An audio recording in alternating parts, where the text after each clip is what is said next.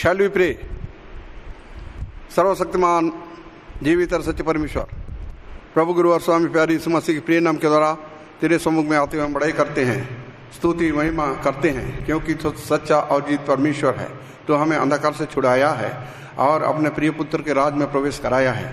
प्रभु जी, हम धन्यवाद देते हैं, जबकि हम हे पिता तेरे प्रजा नहीं थे, ईश्वर रहित आशाहीन अवस्था में पाए जाते थे हे पिता हे परमेश्वर, लेकिन तेरे अनुग्रह के कारण आज हे पिता हम उद्धार मुक्ति पाए हैं और तेरे मंडली में हम सम्मिलित किए गए हैं और तेरे सनातन योजना में हे पिता मिलाए गए हैं। प्रभु, हम तेरा धन्यवाद देते हैं, ऐसा बड़े हे पिता संकल्प जो तो आदि से तूने हमारा उद्धार के लिए तूने किया था।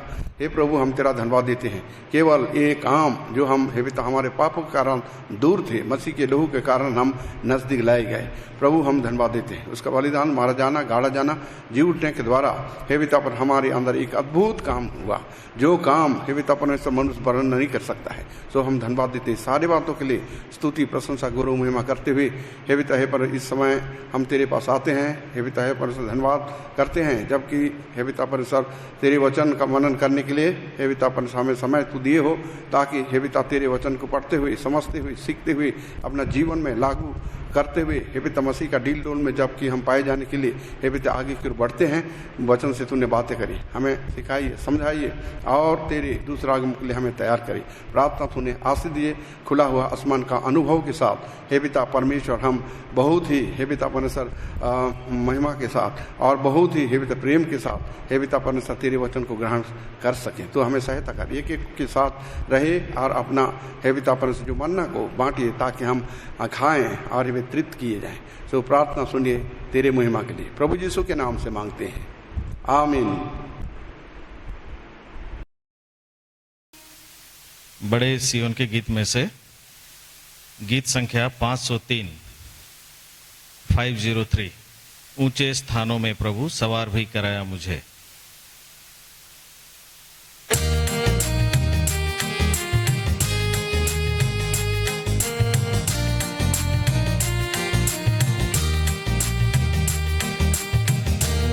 स्थानों में प्रभु सवार भी कराया मुझे, क्या ही सुंदर है वो धार की चोटियां, रहेगी अनंत काल, रहेगी अनंत काल। क्या ही सुंदर है वो धार चोटियां, रहेगी अनंत काल, रहेगी अनंत काल। मृत्यु सदा के लिए नाश प्रभु ने कर दिया, मृत्यु सदा के लिए नाश प्रभु ने कर दिया। मृत्यु के डंक को तोड़ा प्रभु ने, जयवंत में बनाया, जयवंत में बनाया। मृत्यु के डंक को तोड़ा प्रभु ने, जयवंत में बनाया, जयवंत में बनाया। स्थानों में प्रभु सवार भी कराया मुझे, क्या ही सुंदर है वे उधार की चोटी, रहेगी अनंत काल, रहेगी अनंत काल। जिसका मन तुझ में हुए, धीरज भी धारे हैं, जिसका मन तुझ में है, धीरज भी धारे हैं। पूर्ण शांति के साथ संभालता भरोसा तुझ पर है,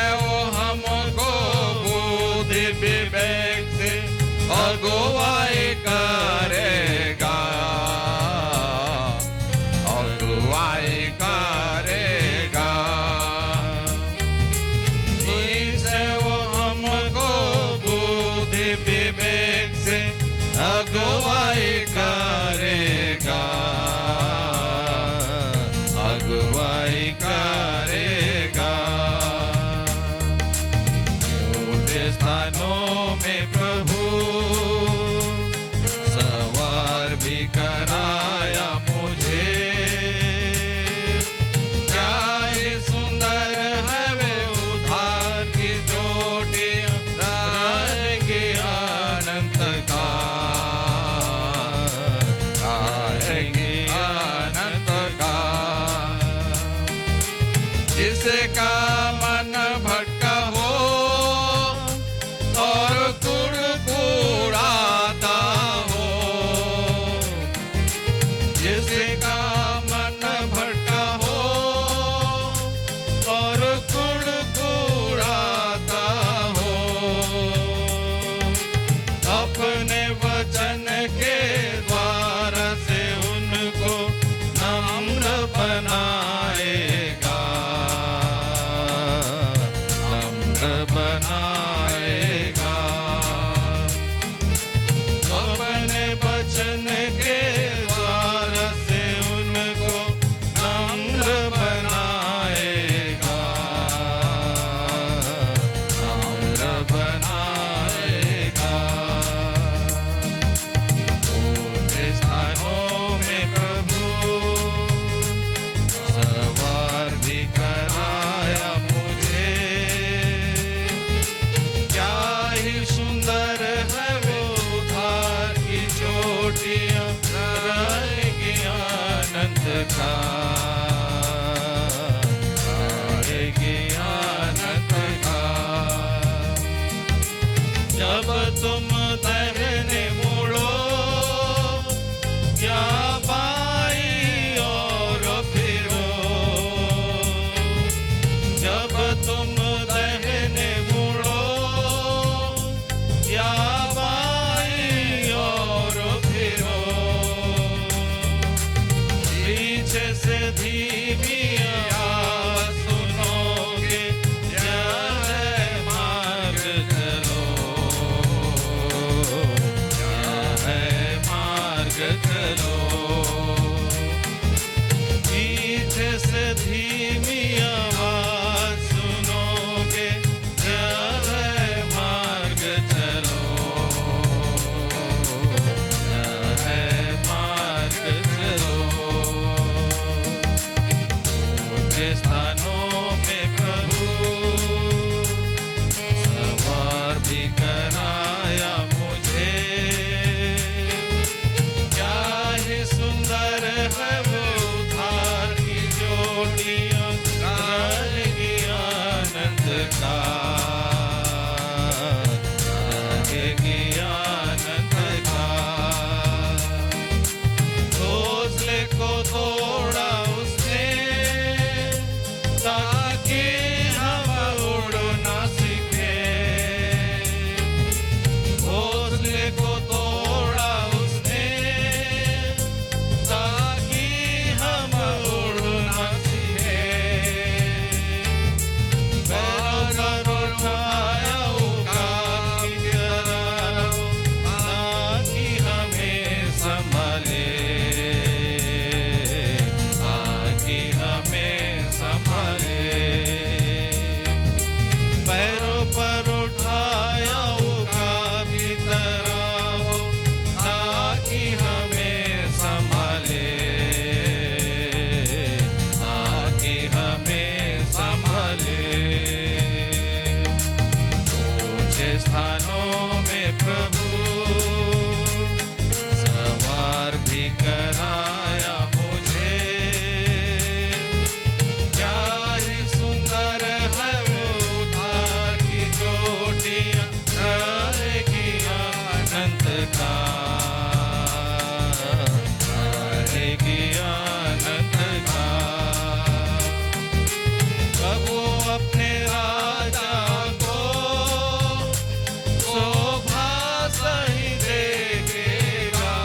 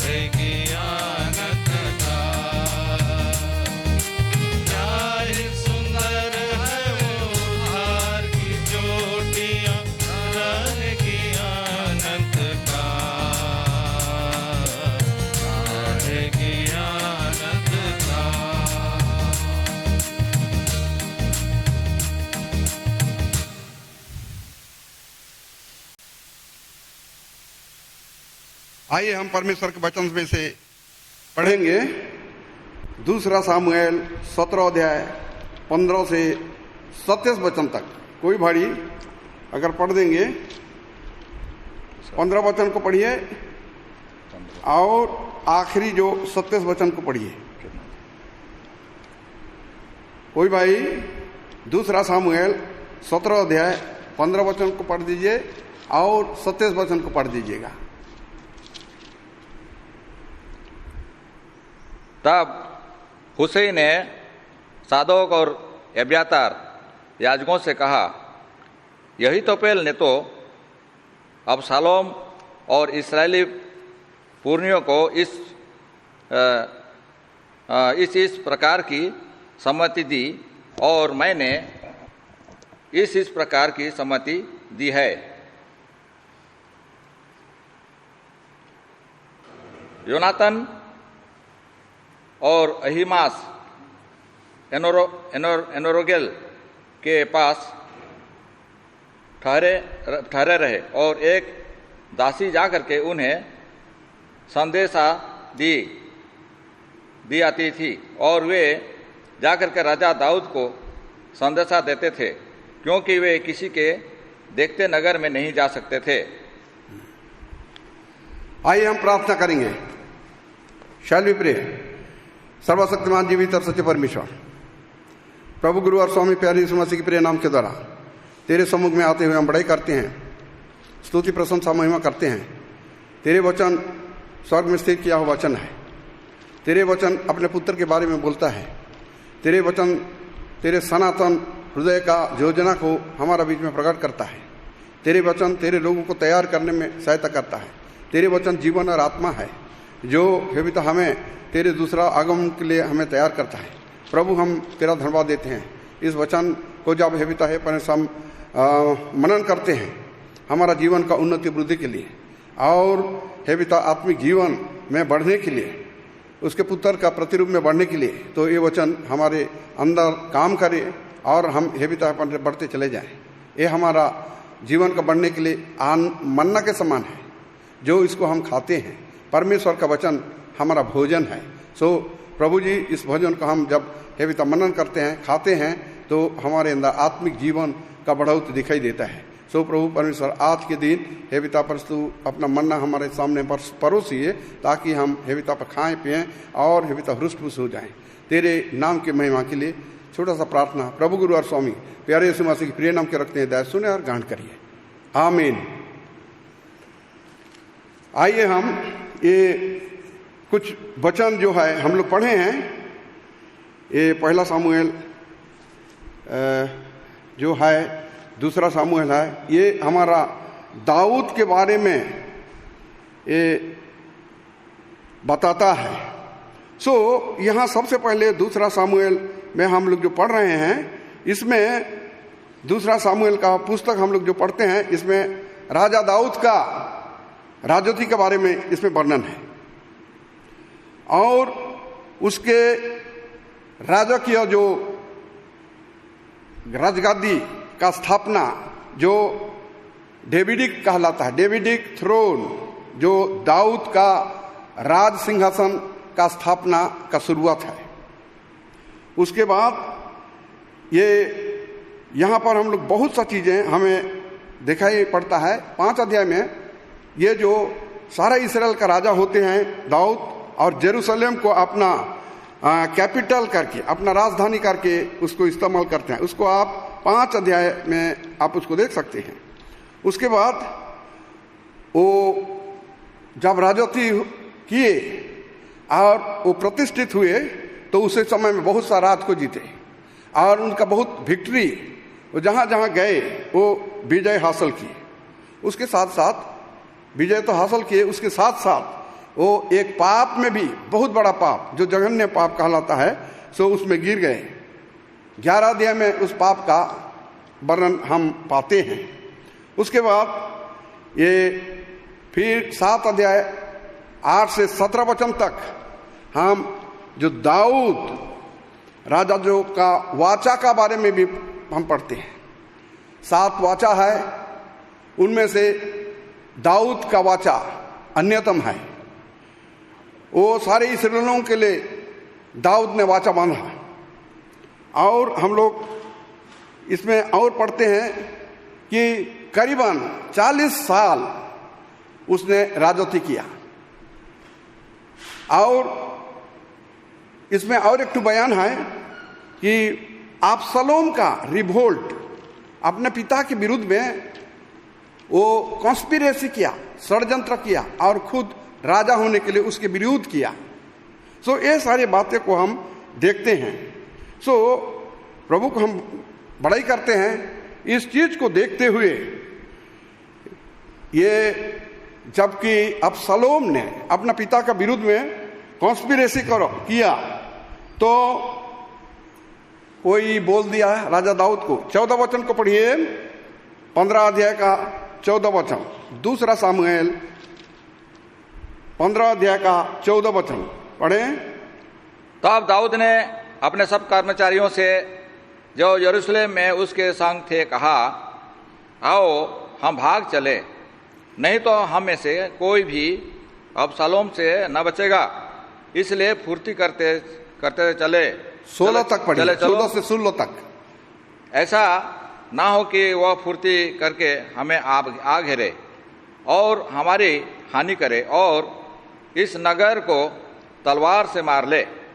राजा के कर्मचारियों ने उससे कहा, जैसा हमारे प्रभु राजा को अच्छा जान पड़े वैसा ही करने के लिए तेरे दास तैयार हैं। तब राजा निकल गया और उसके पीछे उसका समस्त घराना निकला। राजा 10 रखेलियों को भवन की चौकसी करने के लिए छोड़ गया। राजा ने 10 रखेलियों को छोड़ करके भवन का चौकसी करने के लिए छोड़ दिया, लेकिन बाकी सब अब्सलोम से भयभीत होकर के वो छोड़ के चले गए। इतना बड़ा संकट उसके अंदर था। अपना पुत्र, अपना खुद के पुत्र उसका विरुद्ध हो गया।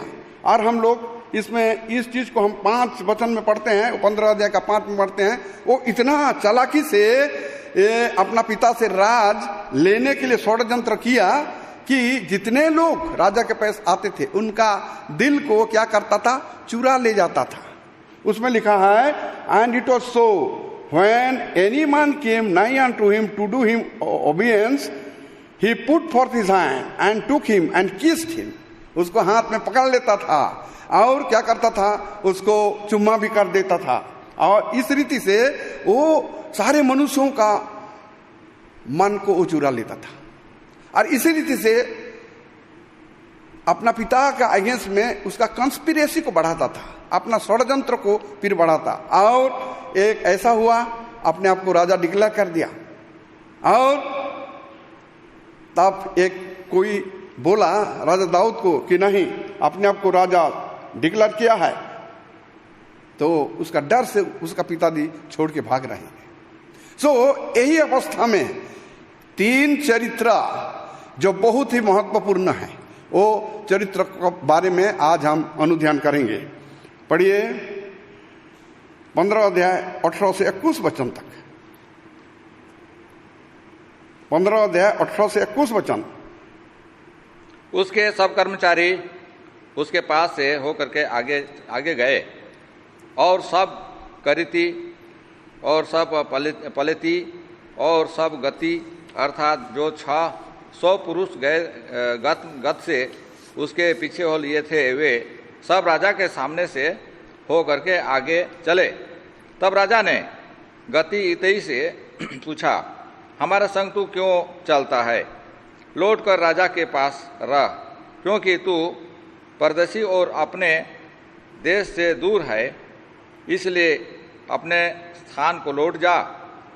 तू तो कल ही आया है, क्या मैं आज तुझे और अपने साथ मरा मरा फिराऊं?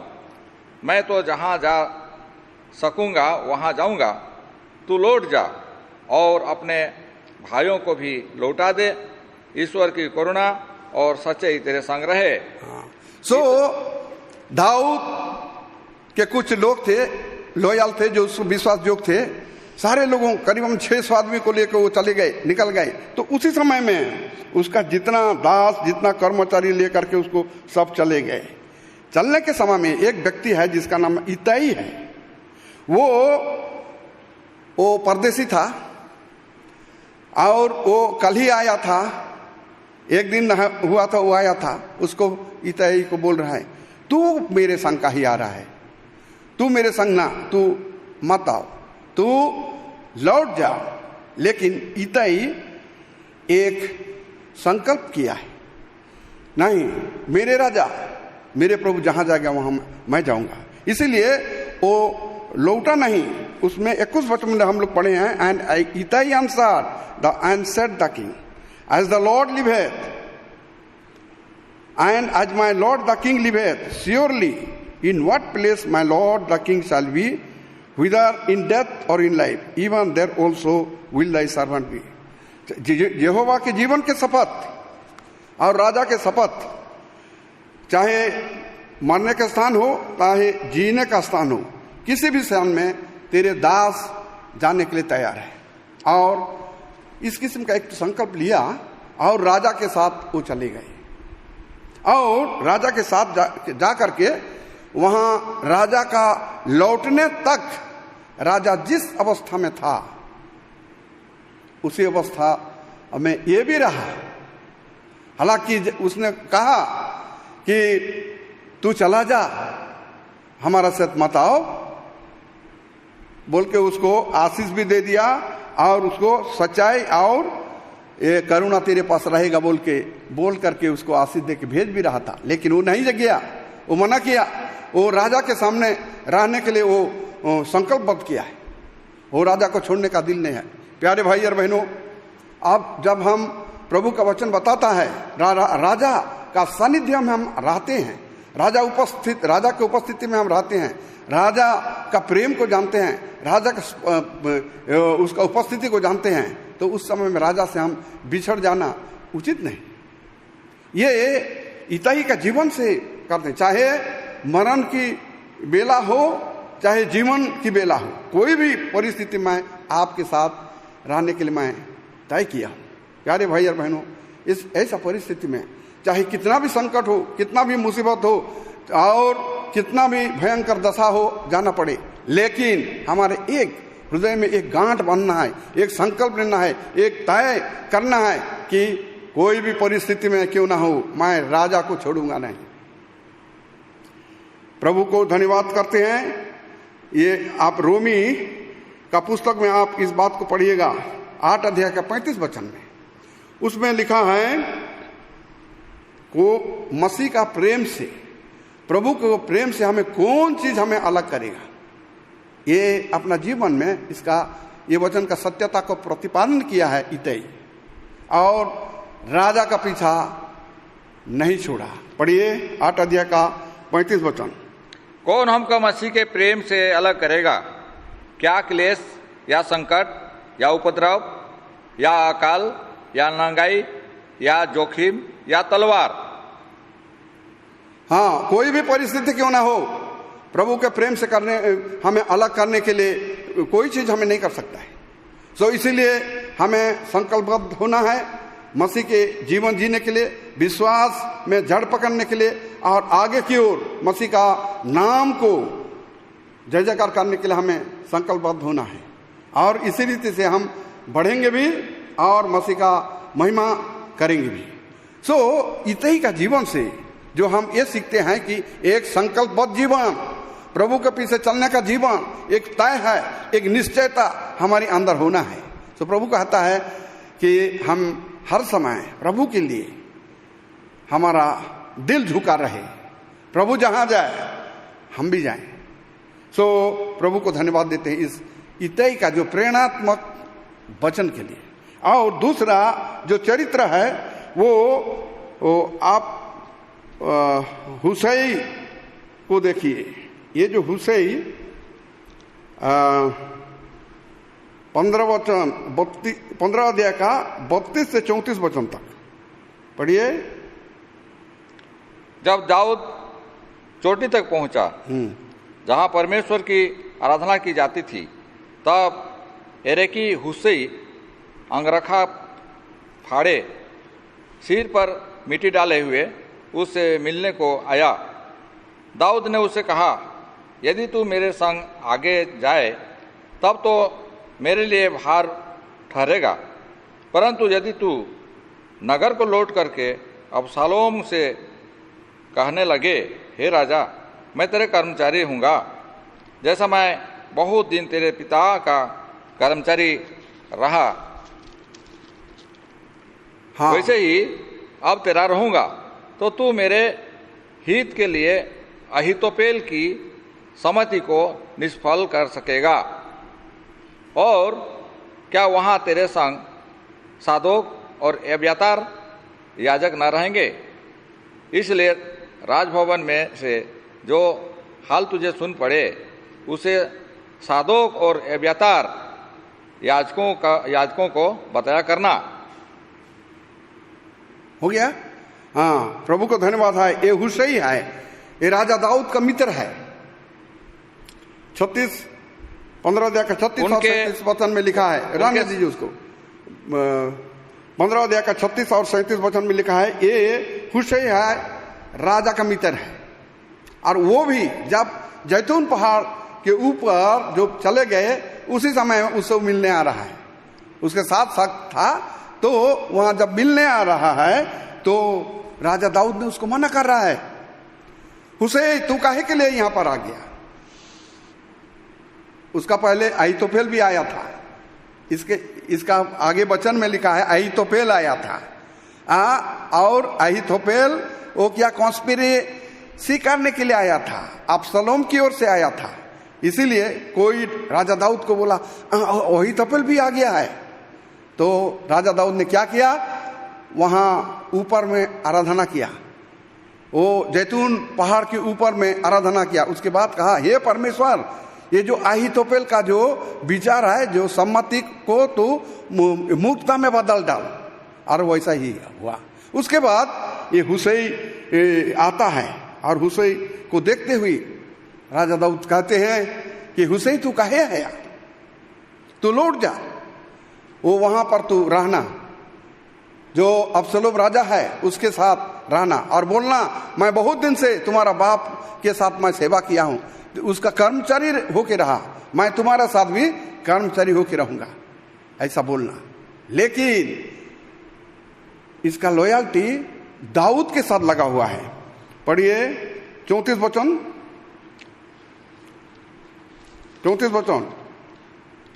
परंतु यदि तू नगर को लौट कर अबशालोम से कहने लगे, हे राजा, मैं तेरा कर्मचारी हूँगा। हाँ, हे राजा, मैं तेरा कर्मचारी हूँगा बोल के तुम कहने लगेगा और चले जा, तो वो तुमको रखेगा। और वहां पर अबियातार याजक है, सदोक है, वहां से जो बात जो है उस चीज को क्या करोगे तुम, मुझे बता देना। 37 वचन। अतः दाऊद का मित्र हुसै नगर को गया और अबशालोम भी यरूशलेम में पहुंच गया। हाँ, इसका बात को ठीक से मान लिया, इसका बात को ठीक से मान लिया। और यरूशलेम को हुसै लौट गया।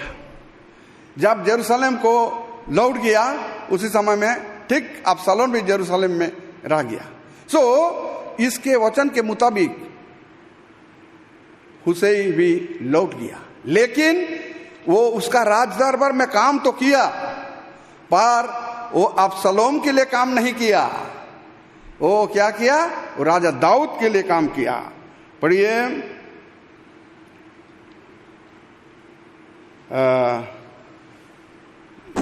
36 और 37, 15 का 36-37।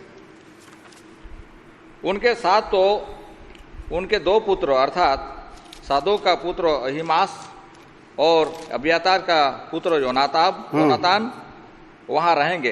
तब जो समाचार तुम लोगों को मिले उसे मेरे पास उन्हीं के हाथ भेजा करना। हाँ, जो समाचार मिले वहां तू मुझे को क्या करना, भेज देना। गया था वहां का राजदर में कर्मचारी का रूप में हुसै, लेकिन याद रखिए, हुसैन राजा दाऊद का दोस्त था, उसका मित्र था। वो अपने पुत्र के लिए काम नहीं करेगा, लेकिन करेगा किसके लिए? दाऊद के लिए। और सारे चीज बोल रहा था। उसके बाद एक सम्मति का विषय आया, सम्मति का आया। 14 वचन पढ़ो, 17 का 14। तब अबशालोम और सब इस्राएली पुरुषों ने कहा, एरेकी हुसै की सम्मति अहीतोपेल की सम्मति से उत्तम है। हाँ, जब सम्मति क्या करेंगे, दाऊद का पीछे हम करेंगे कि नहीं करेंगे, उसका सम्मति जब पूछा गया तो जो सम्मति बताया, दो हुसै भी सम्मति दिया, उसके बाद अहीतोपेल भी सम्मति दिया। लेकिन लोग क्या कहे, हुसै का सम्मति अहीतोपेल के सम्मति से क्या है? क्या है? उत्तम है, उत्तम है, बेहतर है। लेकिन वास्तव में ये जो है अच्छा था, उसके लिए बेहतर था। किस क्या करने के लिए? दाऊद अबशालोम को का विरुद्ध में का अच्छा काउंसिलिंग था। सम्मति जो दिया दाऊद का विरोध में की था, लेकिन इनका सामने ये बहुत ही अच्छा है बोल दिए।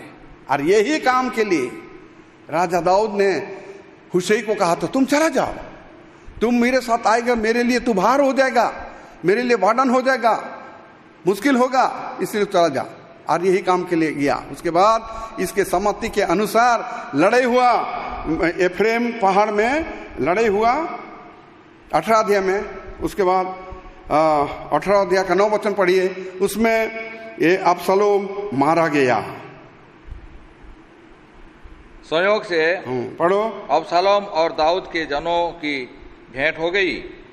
अबशालोम एक खच्चर पर चढ़ा हुआ जा रहा था कि खच्चर एक बड़े बांज वृक्ष की घनी डालियों के नीचे से गया और उसका सिर उस बांज वृक्ष में उटक गया और वह अधर में लटका रहा गया और उसका खच्चर निकल गया। हाँ, वो ये में लटका हुआ रहा, इसकी सिर्फ का उसका मृत्यु हो गया।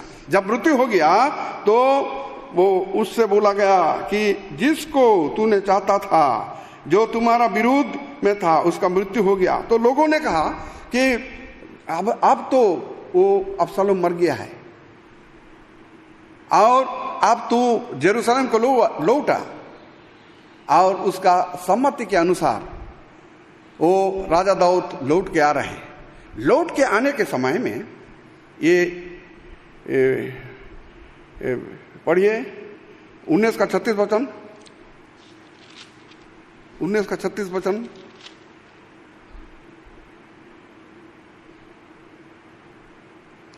तेरा दास राजा के संग यरदन पार ही तक जाएगा। राजा इसका ऐसा बड़ा बदला मुझे क्यों दे?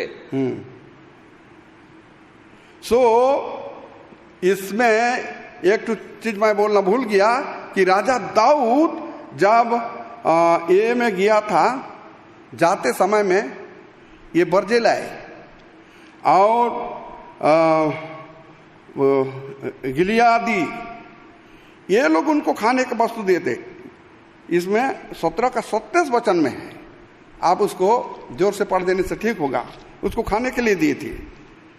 दूसरा सामुएल 17 का 27 वचन में आप जब दाऊद महनैम में आया तब अमनियों के रब्बा के निवासी नहास का पुत्र सोबी और लोदबरवासी अमीएल का पुत्र माकिर और रोगलिम वासी गिलादी बर्जलई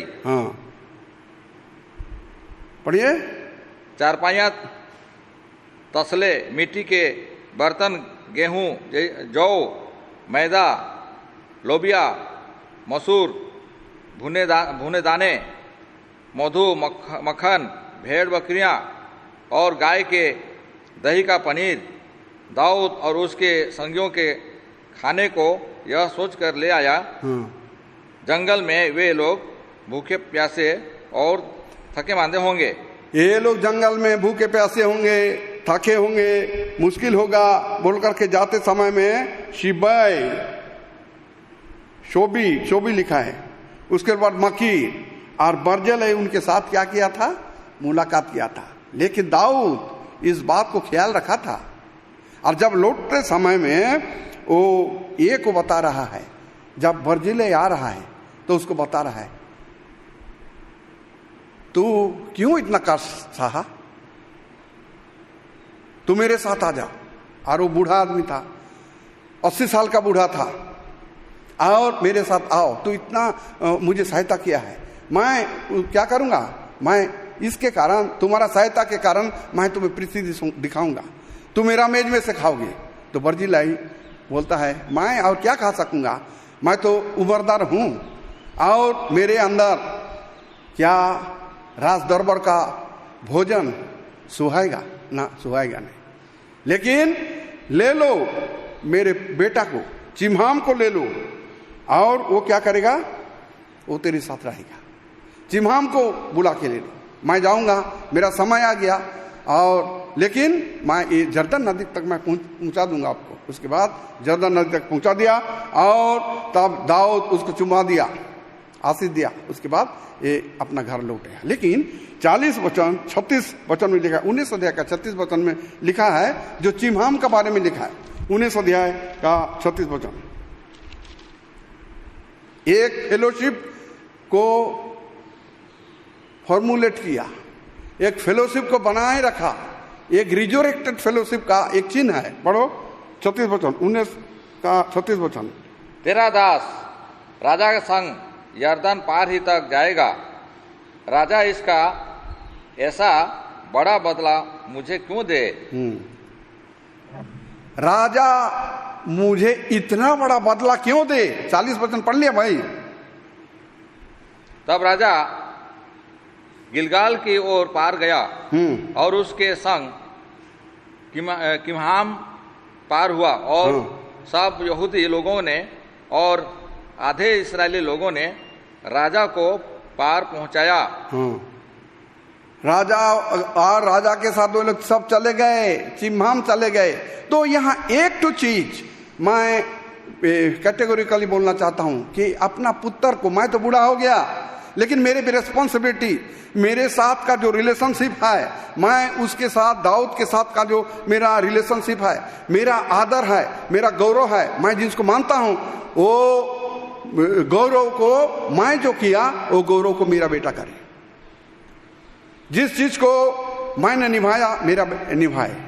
और हमारे अंदर का जो रिलेशनशिप, हमारे अंदर का जो सहभागिता बना रहे। सो इस बात बहुत ही अपीलिंग विषय है। प्यारे भाई और बहनों, हम लोग एक के बारे में देखा, इताई का बारे में देखा, चाहे राजा मरने के समय में भी यहोवा के जीवन की शपथ और राजा के जीवन की शपथ, मैं उनको नहीं छोड़ने का, मैं जहां जाएगा मैं वहां जाऊंगा। एक तय, एक निर्णय उसने इताई लिया।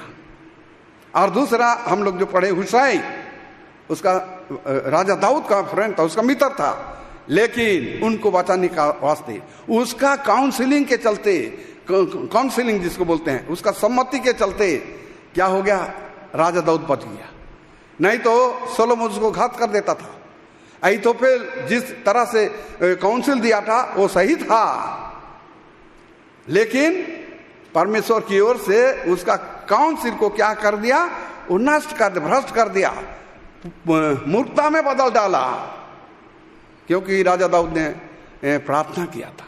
सो हम इस बात को देखते हैं। और दूसरा बर्जिलाई के बारे में देखता है, गिलादी बर्जिलाई जो असमर्थ हुआ राजा दाऊद के साथ, राजा दाऊद का राजभवन में उसके साथ खाना खाने में असमर्थ हुआ, उसका उम्र हो गया था, इसलिए क्या करता है, वो अपने बेटा को उसके साथ सहभागिता रखने का दुआ करता है। और तब राजा दाऊद ने कह दिया, हे बर्जिलाई, वो धनी आदमी था, बर्सियन आदमी था, उम्रदार आदमी था, इसलिए तू जो कहेगा मैं मानूंगा। उसके बाद वो माना, और उसके साथ चिम्हाम उसके साथ उसके हाथ में सौंप दिया। सो ये सहभागिता जो बना रखा, सो हम प्रभु को धन्यवाद दें। ये जो 3 विचार है जो बहुत ही मुख्य विचार है, जिसको हमारा मसीही जीवन में हम तय निर्णय करना है, आगे की ओर बढ़ना है, इसी के अनुसार उनको फल भी मिला। और दूसरा 2-3 विचार हम लोग देखेंगे जो हमारे लिए बहुत ही फलप्रद होगा। पढ़िएगा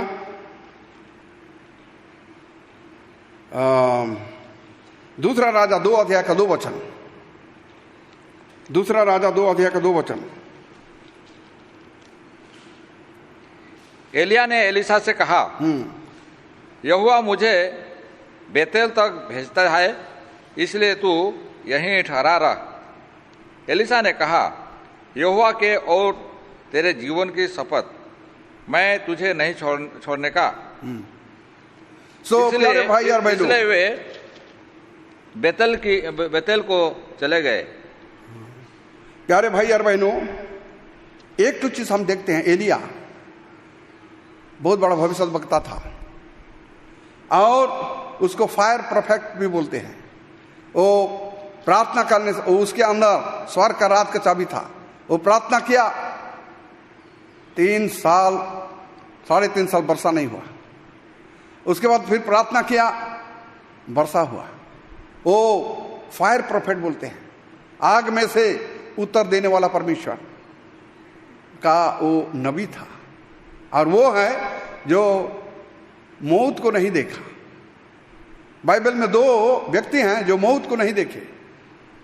पहला है हेनोक, दूसरा है कौन? एलिया। आग में से वो चला गया। सो इसके जो चेला जो था उसका नाम था एलीशा। और वो एलीशा उसके साथ रहते हुए वो ट्रेनिंग लेता रहा और कुछ हद तक लिया, उसको अभिषेक भी किया और उसके साथ रहा। लेकिन जब एलीशा का ट्रेनिंग खत्म होने वाला है, उसका पहले परमेश्वर ने उसका गुरु को अर्थात एलिया को स्वर्ग उठा ले जाने वाला है। उसी समय में वो एलिया ने बताता है, तो यहां ठहरे रहा।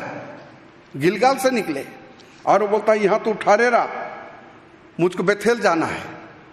लेकिन वो बोलता नहीं। 2 वचन में क्या लिखा है? नहीं, मैं तुझे नहीं छोड़ूंगा। 3 बार बेथेल को जाऊंगा, वहां भी लिखा है। बेथेल से दोनों गए। फिर एलिया ने कहा, मुझे जेरिहो जाना है, तू यहां रहो। नहीं, तुझे मैं नहीं छोड़ूंगा। उसके बाद जेरिहो में भी गए। उसके बाद मैं जॉर्डन को जाऊंगा, वहां भी बोला मैं तुझे नहीं छोड़ूंगा। पढ़ो 3 बार, तुझे नहीं छोड़ने का। उस चीज को पढ़ो, 2 का 2। यहोवा के और तेरे जीवन की शपथ, मैं तुझे नहीं छोड़ने का। हाँ, यहोवा के जीवन की शपथ और तेरे जीवन की शपथ, मैं तुझे नहीं छोड़ूंगा। सो हम जब प्रभु के साथ में आते हैं, चाहे हमारा गुरु हो, हम जिसके सहभागिता हम बनते हैं, हमारा जीवन विकसित होता है, क्रिश्चियन जीवन में चमक होता है, प्रभु का महिमा में हम भागीदार होते चले जाते हैं। सो हम कभी भी उस सहभागिता वंचित होकर के बढ़ नहीं सकते हैं। जो डाल या गाछ के ऊपर बना रहता है वही फल फलता है। वही नदी के किनारे रोपा हुआ वृक्ष के समान है। वो 12 महीने हरा भरा रहता है और उसका पत्ता कभी नहीं मुरझाते हैं और वो फलदायी होता है। सो इस बात को अच्छी तरह से ये एलीशा मन में बैठा दिया था। इसलिए वो अपने जहां पर रोपा गया है, जिसके साथ वो काम कर रहा है, जिसके साथ प्रभु का महिमा हमको प्रकाशित कर रहा है, उसको नहीं छोड़ने का। तो प्यारे भाई और बहनों, हम अगर इधर उधर हम देखते हैं, हमारा दृष्टि शक्ति इधर उधर देखते हैं, हम पीछे को देखते हैं, परिस्थिति को देखते हो, तो हम उस संकल्प में बने रहना बड़ा मुश्किल है। मसीह की ओर ताकना, मसीह की ओर देखना, जो हमारा क्या है, जो हमारा निशाना है, जो हमारा स्थल है, जिसको हमें प्राप्त करना है, उसी को देखते चला जाना है। सो प्रभु को धन्यवाद हो, ये हमें इस बात का प्रेरणा देता है कि हम मसीह की ओर ही ताकना है, और किसी को नहीं। कितना संकट है, कितना कितना हमारे अंदर जड़ झंझा है, हमारा जो चलने के राह में नाना प्रकार का डिस्टर्बेंस हो, जैसा संबालत और तोबिया, जब नेहमिया ने जला हुआ यरूशलेम को निर्माण करता था, उसका जो प्राचीरी जो है वाल, उसको दीवार को बनाता था, उसको बोल रहे थे आओ, उस पहले तो उसके हंसी मजाक किए, ठट्टा किए, ये लोग क्या बना रहे हैं, ये लोग तो अगर जो बना रहे हैं, एक अगर लोमड़ी भी उसमें अगर छलांग मारेगा तो वो गिर जाएगा, इस किस्म से उसको हंसी मजाक कर रहे हैं। लेकिन ये लोग बहुत गंभीरता के साथ ना, वो 19 बार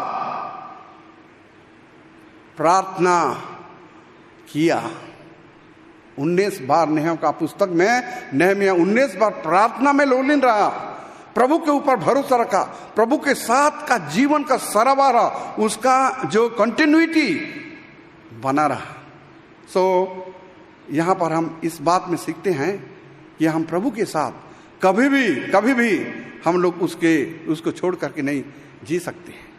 डाली हर समय बना रहता है, अगर एक बार काटा जाएगा वो उसमें जोड़ा नहीं जा सकता है।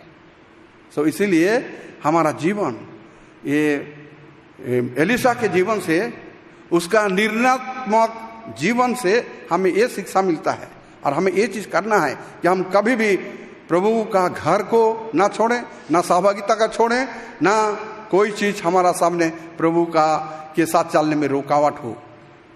उसके बाद दूसरा वचन और एक पढ़िए, जो बहुत ही हमारा नया नियम का वचन है, पतरस का बारे 6 अध्याय में, पतरस का यौन सुसमाचार 6 अध्याय। इस बात को हमें मालूम है, प्रभु जी यीशु मसीह ने कहा, क्या तुम लोग सब जाना चाहते हो? 6 अध्याय पढ़ो, 68 वचन, 6:68।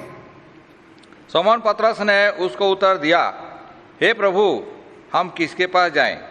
अनंत जीवन की बातें तो तेरे ही पास है। हाँ, ये प्रभु यीशु का जो सिद्धांत चलना बड़ा मुश्किल है, जितना मुश्किल है उतना सहज भी है।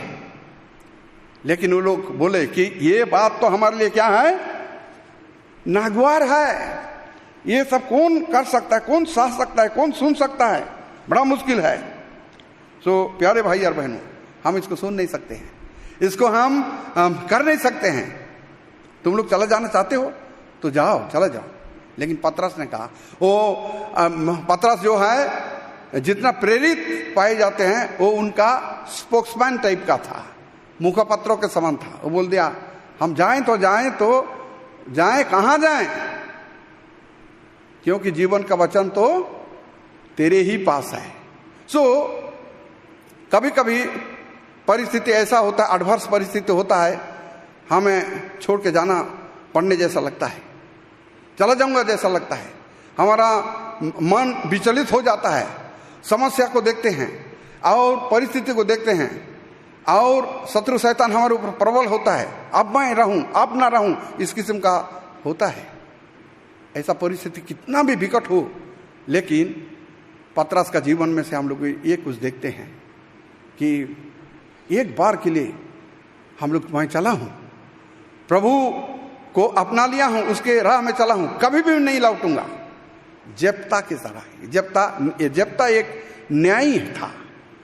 न्याय का पुस्तक में उसने क्या बोला, I have open my mouth unto the Lord, मेरे मुंह को मेरे प्रभु के लिए मैं खोल दिया हूं, I cannot take it back, उसको मैं वापस नहीं ले सकता हूं। जबकि उसका एक बेटी उसको देखने के लिए आया, तो वो बोला था, मैं इस लड़ाई में अगर जीतूंगा, जो मेरा घर से पहले आएगा उसको तेरे लिए दे दूंगा। एक ही बेटी आ करके उसको स्वागत करने के लिए आ रहा है। उसी समय में जब देखा कि उसी का बेटी आ रहा है तो बोलता, अलास माय डॉटर, हे मेरे बेटी हाय तुझ पर। प्यारे भाई, एक बार के लिए कितना भी हमें नुकसान होना पड़े, कितना भी ये देना पड़े, कितना भी दाम देना पड़े, तो भी हमारे एक संकल्प प्रभु के तरफ होना है। तो प्रभु को हम धन्यवाद देते हैं कि हमारा ये निर्णय, प्रभु के साथ का निर्णय सरल हो और सब दिन के लिए बनाए हुआ हो, बाइंडिंग हो, तो प्रभु हमें जीवन में बढ़ने के लिए हमें पूरा पूरा सहायता करेगा। और आखिरी में और एक वचन को हम लोग जो देखेंगे, एक निर्णयात्मक विचार है जो जिसका बेस कुछ नहीं है। एक व्यक्ति है जो इस किस्म का पर्सनालिटी है, एक इस किस्म का व्यक्तित्व है जो उसका गवाही बाइबल में रिकॉर्ड किया गया है। और केवल अनुग्रह के कारण यहाँ पर हम लोग जो देख रहे हैं, इताई राजा का कर्मचारी था, हुसै राजा का मित्र था, एलिशा एलिया का चेला था, और पतरस वो प्रभु का जो प्रेरित था। अपने अपने जीवन में वो लोग क्या किए, तय निर्णय में स्थिर रहे, जिस बुलावा में बुलाए गए थे उसमें स्थिर रहे। लेकिन एक व्यक्ति जो कोई चीज में बुलाया नहीं गया था, कोई चीज में वो स्थिर नहीं हुआ था, उस व्यक्ति का संकल्प जो बहुत ही अपीलिंग है। और उस ये चीज में ये जो उसका कोई बैकग्राउंड नहीं है, उसका गवाही नहीं है, और अगर उसका कोई हिंट भी नहीं है, अगर कोई बैकग्राउंड भी बाइबल में थोड़ा बहुत लिखा भी है, तो वो क्या है, बैकग्राउंड को वो बाइबल उसको अग्राह्य भी करता है। आप पढ़िएगा रूत का पुस्तक 1 अध्याय 16 वचन। रूत का पुस्तक 1 अध्याय 16 वचन। रूत बोली, तू मुझसे यह विनती नहीं कर कि मुझे त्याग या छोड़कर लौट जा, क्योंकि जिधर तू जाए उधर मैं भी जाऊंगी, जहां तू टिके वहां मैं भी टिकूंगी।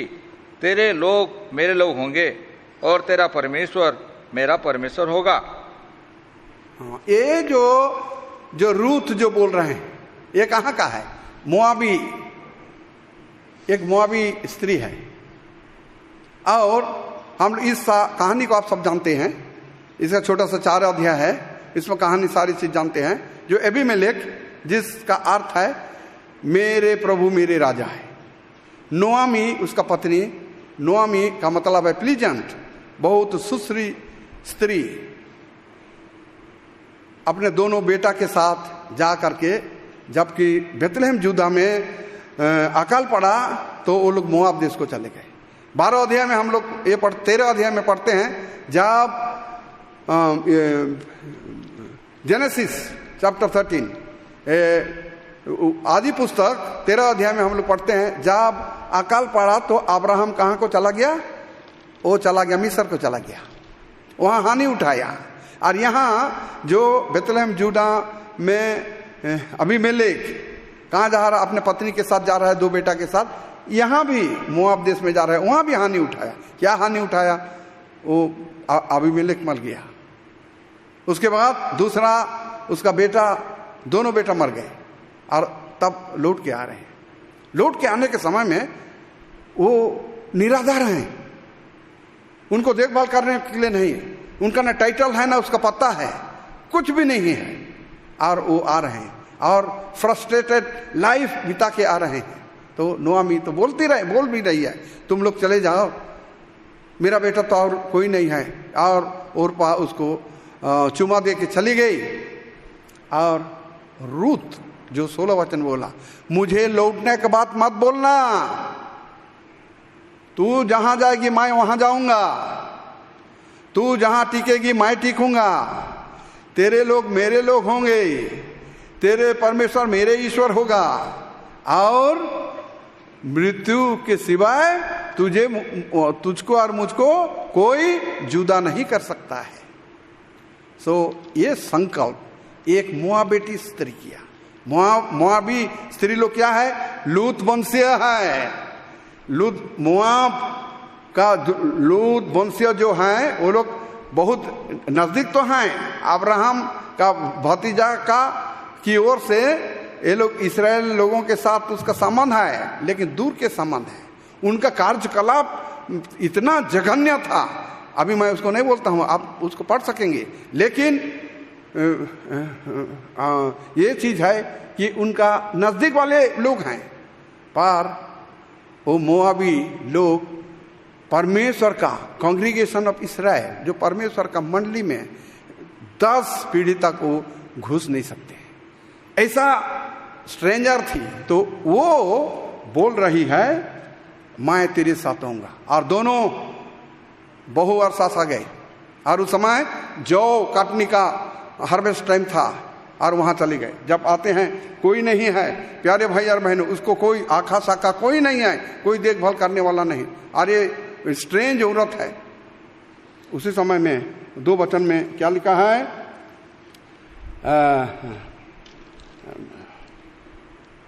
दो वचन का 17 वचन पढ़िए। 2 का 17। अतः नहीं, 2 का 2 वचन, 2 का 2 वचन। मोआबिन रूत ने नाओमी से कहा, मुझे किसी खेत में जाने दे कि जो मुझ पर अनुग्रह की दृष्टि करे, उसके पीछे पीछे मैं सिला बिनती जाऊं। उसने कहा, चली जा बेटी। तो उसमें बोला वो तू चली जाओ। 17 वचन। अतः वह सांझ तक खेत में बीनती रही, तब जो कुछ बिना था उसे फटका, और वह कोई एपा भर जो निकला। 23 वचन। इसलिए रूत जौ और गेहूं दोनों की कटनी के अंत तक बीनने के लिए बोअज की दासियों के साथ साथ लगी रही। हाँ, और अपनी सास के यहाँ रहती थी। हाँ, देखिए ये जो है रूत है, अपना सास से बोलती मैं क्या करूं, मैं कुछ बीनने के लिए जाऊंगा। तो कहाँ जाएंगे? बोआस का खेत में बीनने के लिए था। ये इतना स्ट्रेंजर है, इतना नालायक है, इसके अंदर कुछ नहीं है। जबकि बोआस खेत में क्या लगाया है? लेबरर लगाया है। खेत में वो मजदूर लगाया है। वो मजदूर होने के लिए भी उनके अंदर हिम्मत नहीं है। और क्या करना है? ये मैं तो बीनने वाला बनूंगा, मजदूरी तक भी मुझको नहीं मिलता है। ये बीनने के लिए भी, इसके मजदूरी करने के लिए ये जोग नहीं है। इतना पुअर है। और गरीब लोग ही, लेवी व्यवस्था 19 अध्याय 10 वचन में लिखा है, केवल गरीबी लोग हैं, जो गरीब लोग हैं, जो क्या कहते हैं, बीन करके खाते हैं, जिसका कुछ नहीं पता नहीं, गरीबी है, गरीबी और गरीबी चला है, वही लोग हैं बीन के खाने वाले। 19 का 10 वचन पढ़ो, लेवी व्यवस्था 19 का 10 वचन। और अपनी दाख की बारी का दाना दाना ना तोड़ लेना। हाँ। और अपनी दाख की बारी के झंडे हुए अंगूरों को ना बटोरना। हाँ। उन्हें दीन और परदेसी लोगों के लिए छोड़ देना। हाँ। मैं तुम्हारा परमेश्वर यहोवा हूँ। हाँ, जो परदेसी है और जो दरिद्र है, ये दोनों है। रूत है जो परदेसी है, मोआबिन है, और दरिद्र है, उसका कुछ नहीं है। उनके लिए तू क्या छोड़ देना। तो यिर्मयाह का 6 अध्याय का 9 वचन पढ़ो। यिर्मयाह 6 अध्याय का 9 वचन, जल्दी पढ़ो। यिर्मयाह 6 का 9।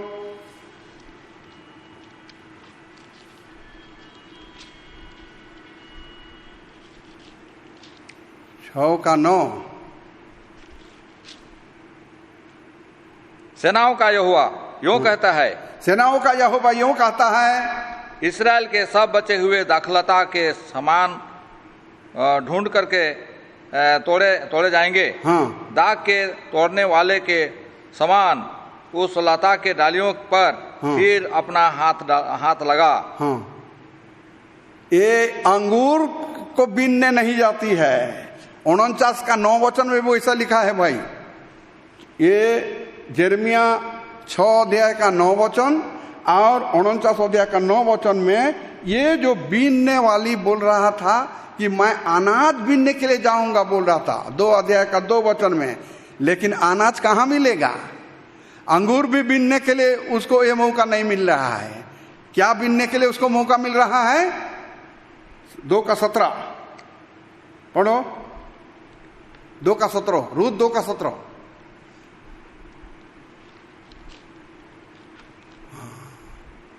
रूत 2 का 17 पढ़ो।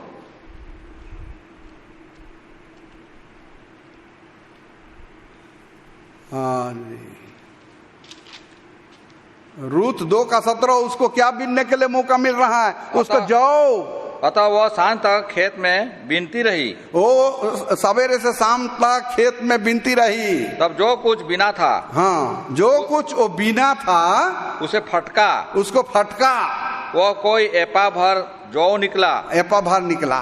वो कॉर्न भी नहीं बीनने के लिए उसको ना मौका नहीं। इतना स्ट्रेंजर और इतना गरीब है ना, कॉर्न वो ग्लीन कर रहा है, कोई अनाज उसको बीन नहीं सक रहा है, या ग्रेप नहीं बीन सक रहा है, कुछ भी नहीं बीन सक रहा है। बीन रहा है क्या? बीन रहा है जौ। दिन भर वो सबसे छोटा चीज है, ऑर्डिनरी चीज है, उसको बीन करके एपा भर होता है। लेकिन ये जो ग्लीनिंग जो है बहुत ही ये होशियार वाली ग्लीनिंग है। वो बीनने के बाद वो क्या करते हैं, उसको अभी फटका लिखा है ना, ब्रेकआउट, उसको मारता है। और उसका ये सारे चीज को लेकर के घर को, उसका भूसी तुसी को लेके नहीं जाती है। अच्छा, वाइज ग्लीनिंग गर्ल, बहुत ही होशियार वाली ग्लीनिंग गर्ल है, बहुत अच्छा लड़की है। उसके बाद 3 का 18 पढ़ो, 3 का 18, 1 वचन भी पढ़ो, 18 वचन भी पढ़ो। टाइम हो गया भाई। उसने कहा, हे मेरे बेटी, जब तक तू न जाने कि इस बात का कैसा फल निकलेगा, तब तक चुपचाप बैठी रह, क्योंकि आज उस पुरुष को यह काम बिना निपटाए चैन न पड़ेगा। सो भाई, एक रेस्पॉन्सिबिलिटी ये नुआमी का भी है। रूत को तो ले आया, परदेसी वाला है, बीनने जा रहा है, गरीब है, सारी चीज को है, लेकिन उसके लिए ये क्या कर रहा है? एक उपाय सोच रहा है, जब तक तुझको सेटल ना कर दूं तब तक तो यहां रहना, यही काम करना। तो प्रभु, हम बहुत ही धन्यवाद देते हैं। ये जो रूत का जो चरित्र है, ग्लीनिंग चरित्र है, एक छोटा ग्लीनिंग माने ये जो ये चीज को होता है ना, छोटा छोटा चीज को झाड़ू करने जैसा उसको लेता है। ग्लीनिंग सबसे छोटा काम है। गरीब लोग हैं, स्ट्रेंजर लोग इस काम को करते हैं, और ये वही वो काम किया। तो कहाँ कर रहा था? खेत में कर रहा था। ग्लीनिंग इन द फील्ड। ये प्रभु का सॉवरेन जो ग्रेस के कारण 13 अध्याय का मत्ती रचित सुसमाचार 13 अध्याय का 44 वचन, उसको अनुग्रह कहाँ तक ले रहा है? ये परमेश्वर का सॉवरेन ग्रेस है। 13 का 44 मिलेगा। परमेश्वर का राज उस समान है जो एक खेत में बहुमूल्य चीज छिपा हुआ है। पढ़ो 13 का 44। स्वर्ग का राज, हाँ, खेत में छुपे हुए धन के समान है, हाँ, जिसे किसी मनुष्य ने पाया और छिपा दिया, हाँ, और मारे आनंद के जा करके अपना सब कुछ बेच दिया, हाँ, और उस खेत को मोल ले लिया। हाँ, वो सारे चीज को छोड़ दिया भाई। अपना तो ससुर मर गया, अपना पति मर गया, अपना माँ बाप को छोड़ के आ गया, और परदेसी बेतलेहम यूदा में परदेसी होके रही। उसके बाद गरीब होके वो क्या, ये जो जौ को बीनने लगी, उसको ऐसा तक भी नहीं मिला कि 49 अध्याय का 9 वचन में जो लिखा है, कम से कम ये तो बीनने के लिए उसको मौका मिलता। ये ग्रेप्स, अंगूर, वो भी नहीं मिला। व्हीट तक भी था, वो समय था, लेकिन तब तक वो व्हीट को भी बीनने के लिए, गेहूं को भी बीनने के लिए उसको मौका नहीं मिला। इतना ही था। लेकिन एक तो चीज 19 अध्याय का 10 वचन में आई एम द लॉर्ड, मैं परमेश्वर हूं। वहां पर हिंदी में क्या लिखा है? 19 का 10 को पढ़ो, लेवी व्यवस्था 1910, आस्ते पढ़ो, जोर से पढ़ो, लेवी व्यवस्था 19 का, वहां पर प्रभु है। पढ़ो लेवी व्यवस्था 19 का 10। और अपने दाख की बारी का दाना दाना हाँ। ना तोड़ लेना, हाँ, और अपनी दाख की बारी के झड़े हुए अंगूरों को ना बटोरना। हाँ, उन्हें दिन और परदेशी लोगों के लिए हाँ। छोड़ देना। हाँ। मैं तुम्हारा परमेश्वर यहोवा मैं हूँ। तुम्हारा परमेश्वर हूं। इस वचन परमेश्वर का अनुग्रह उसके समय वहां पर जा रहा है। बीनने के समय में परमेश्वर, मैं तेरा परमेश्वर हूं, वो क्या कर रहा है? See learn to glean the golden grain of grace. वो परमेश्वर का ये सोना का जैसा जो एक एक दाना है, अनुग्रह का दाना को वो क्या किया? बीनने लगा। अनुग्रह का दाना को वो बीना है, और उस अनुग्रह, वो सॉवरेन ग्रेस उसको कितना दूर तक उठाया भाई, उसको आप और मैं जान सकते हैं। परदेसी है, गरीब है, कुछ नहीं, उसका टाइटल नहीं, उसका डीड नहीं, उसका रिकॉग्निशन नहीं, उसका कोई चीज नहीं, लेकिन वो जो काम किया, जो ग्लीनिंग काम है ना, अनुग्रह को, एक एक अनुग्रह को क्या करता? उठाता रहा, छोटा छोटा दाना, अनुग्रह का दाना को उठाता रहा। और वो बाद में वो क्या हुआ? 19 वचन का 13 अध्याय का 44 वचन के मुताबिक वो उस खेत में उठाता रहा। उस खेत में उस एक प्रभु ने बोला, मैं यहोवा परमेश्वर हूं, आई एम योर गॉड। वहीं पर वो सीखा। वहां से उस बीनने के समय में परमेश्वर का अनुग्रह क्या हो गया? पर्सोनिफाइड हुआ, वहां से प्रगटीकरण हुआ, और वहां से बोआज के साथ उनका संबंध बढ़ा, और उनका शादी हुआ। और बोआज से कौन जन्म हुआ? ओबेद जन्म हुआ। ओबेद का मतलब है वर्शिप। उसके बाद ओबेद से जेसी जन्म हुआ, जेसी से दाऊद जन्म हुआ। सो प्यारे भाई और बहनों, ये कुछ भी नहीं था इस जगत में। हम लोग खुरचन के नहीं थे, हम लोग कुछ भी नहीं थे। Best things of the world, ये में लिखा है, पहला कोरिन्थी 1 अध्याय में लिखा है, 26-27 में लिखा है, best things of the world. हम लोग दुनिया में कुछ भी नहीं थे। ना पकड़ने से हमारे लिए पेंदी है, उठाने से हमारे लिए की पकड़ने से पेंदी तक भी नहीं।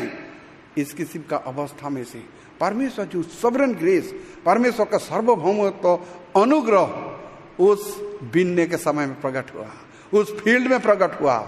सो प्यारे भाई और बहनों, तो इसीलिए आज आप और हम इस चीज को चौकसी करना है। परमेश्वर हमें जो कोई परिस्थिति में लेता है, परमेश्वर का अनुग्रह को हाथ से जाने नहीं देना है।